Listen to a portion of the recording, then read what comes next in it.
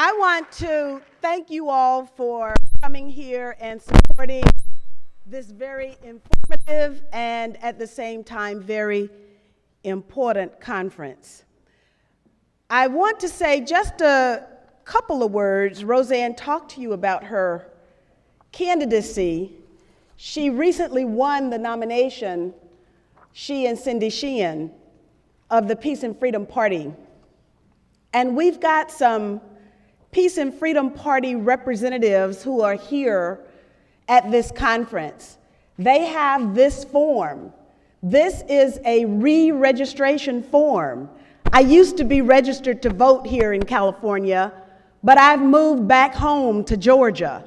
But I know here you have the Peace and Freedom Party here, you have do not state, decline to state, many different ways in which you can register to vote.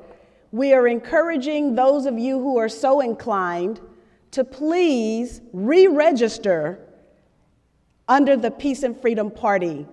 Otherwise, in 2014, because of recent election law changes, the Peace and Freedom Party might not be on the ballot. And that important aspect of voter choice will be missing from California. So protect voter choice, and if you are so inclined, register, change your registration to Peace and Freedom.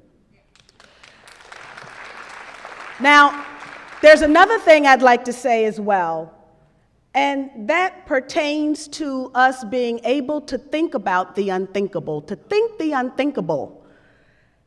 Just a few weeks ago, I'm told that the unthinkable happened right here in Los Angeles. And what would that be? That the Los Angeles City Council voted to close medical marijuana dispensaries. That in California is the unthinkable. That they would go against what the people mobilized and allowed to happen in the state assembly, that the city council members would go against their own constituents. Wait until you hear Roseanne Barr's position on medical marijuana. For those of you who are users or supporters of the right for the use of medical marijuana, stay tuned, because Roseanne will be speaking about that very soon, and I hope that that will be an additional encouragement to re-register under the Peace and Freedom banner. Now, with that having been said, what I'd like to just mention briefly are a few things that we thought were unthinkable, and yet they happened. Like, for example, Love Canal. You remember Love Canal? 3 Mile Island. You remember 3 Mile Island? If you don't remember 3 Mile Island, what about Fukushima? And whoever would have thought that what happened in Fukushima would be actively suppressed by our own government here in the United States, so that we would not know that the winds circling around Fukushima would eventually bring that radiation to the west coast of the United States, and then eventually all over the United States. And instead of our government being a responsible entity and telling us to prepare ourselves, they shut down the monitoring systems and then raise the rates so that, of course, there's no danger. Whoever would have thought that our responsible United States government would have done such a thing? But you see, some of us are accustomed to thinking the unthinkable because we live the unlivable. Some of us have experienced not the bright, shiny, gleaming city on the hill that so many of our U.S. leaders talk about, but we live in the underbelly of the system that supports that bright, shining city on the hill. And so one of the things that I always remember is those COINTELPRO documents, the counterintelligence program documents, where marriages of individuals whose only dream was to see a United States that benefited everybody, where everybody was welcome, not only at the table of social gatherings, but also was welcome at the table of public policy making. But those COINTELPRO documents, those documents of the counterintelligence program, showed us that our national leaders were willing to disrupt marriages. They were willing to spy on individuals. They were willing to break into people's houses and steal documents. And they were willing to join with military intelligence, violating every precept of the division between military operations and law enforcement. And they were even willing to target, and in the words of the FBI, they were willing to neutralize people that they found to be problematic, like Dr. Martin Luther King Jr.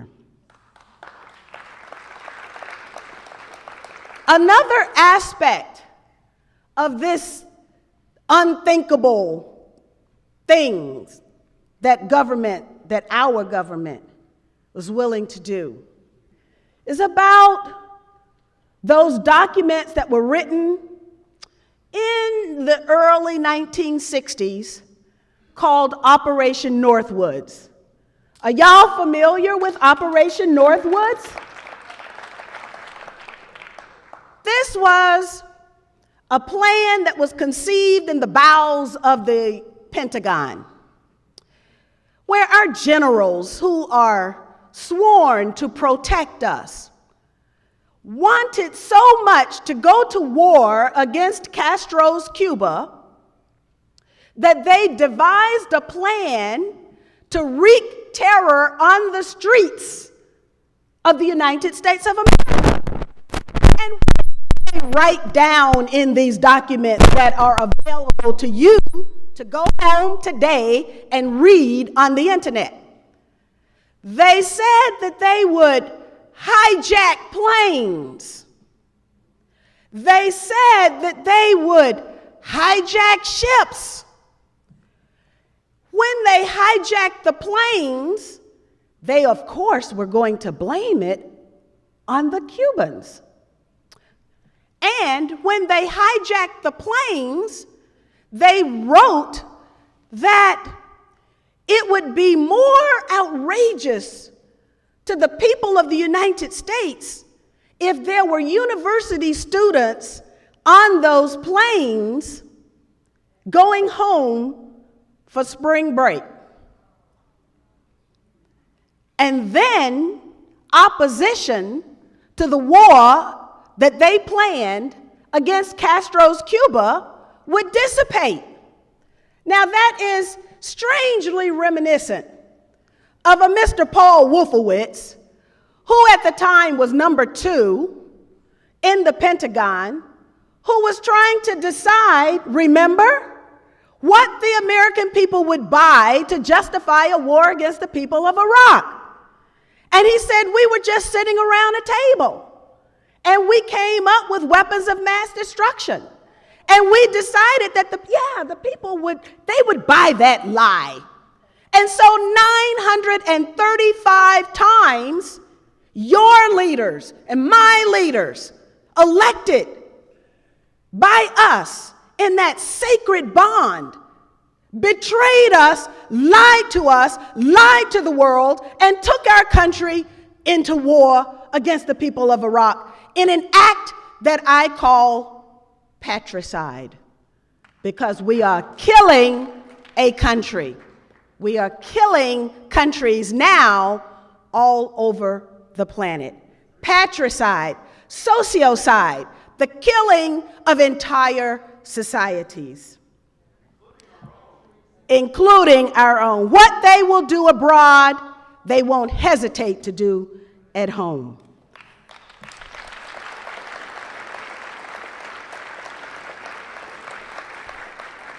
Mario Savio said, and I wish that I had had the opportunity to meet him because he's my hero. And of course, you all probably know the quote better than me. He said, "There comes a time when the machine becomes so odious that you can't take part. You can't even passively take part. And you have to say to the owners who run the machine that they've got to stop it or we're going to stop it. And you've got to be willing to put your entire bodies against the gears and the levers and the wheels of the machine in order to stop it." Well, last night, I was with S. Brian Wilson, a gentleman who put his entire body against the gears and the levers of the machine, and he was trying to stop U.S. aggression against the people of Nicaragua. And of course, he lay his body down on train tracks. He thought that the train would stop.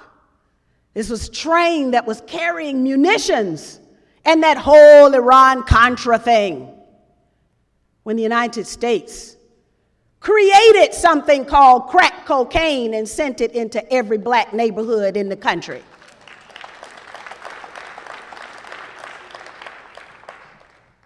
Well, the train didn't stop. And that's right, it speeded up. And Brian Wilson's legs were amputated. And he was at an event last night talking about his transformation. He's a Republican. He was gung-ho for the Vietnam War. And then all of a sudden, when he bombed with napalm a village and he had to go in and count the numbers of dead, there was a woman and she was holding 3 children, and her eyes were open. She was dead, of course, but her eyes were open. And he said, at that moment, he knew that everything that the military had said to him, all of that training to kill, all of that propaganda to the people of this country, it all was a lie. And that woman was his sister. So, if we can realize that, yes, our government is capable of constructing plans to wreak terror on the streets of the United States just so they can go to war, why wouldn't they do something called geoengineering and create this thing that we know as chemtrails? Now, you know, when I was in the Congress, I loved to do those special orders. Special orders are the speeches that members of Congress give when nobody is in the chamber. But you see, and it's late at night. But you see, there's a 3-hour time difference. And the people of California would always be watching.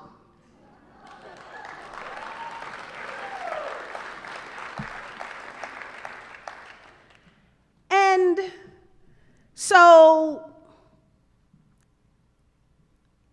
I didn't really know anything about, like, geoengineering. It's a big word, about chemtrails. It's a scientific thing.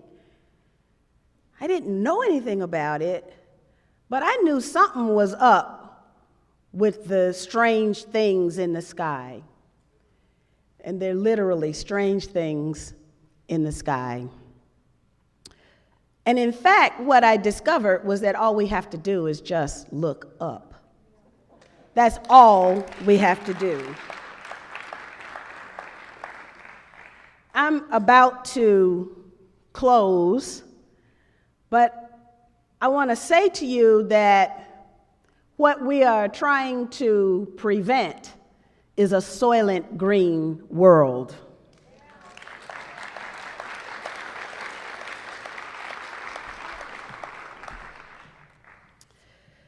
This National Geographic magazine came in the mail today to my great friend Didan Kamathi, who has a radio program on Freedom Now and who talks about these kinds of issues all the time regularly, so I'm giving a little plug to Freedom Now on Pacifica's KPFK.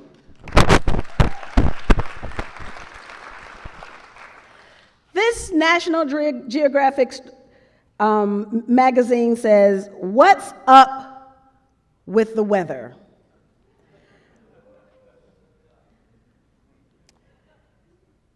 Well, you know, I think that's why we had this program today and tomorrow and yesterday, because there's a lot of scientific evidence that the geoengineering is not just a figment of our imaginations, it is real. It is real, and it will only get worse until we stand up and say no. So thank you very much.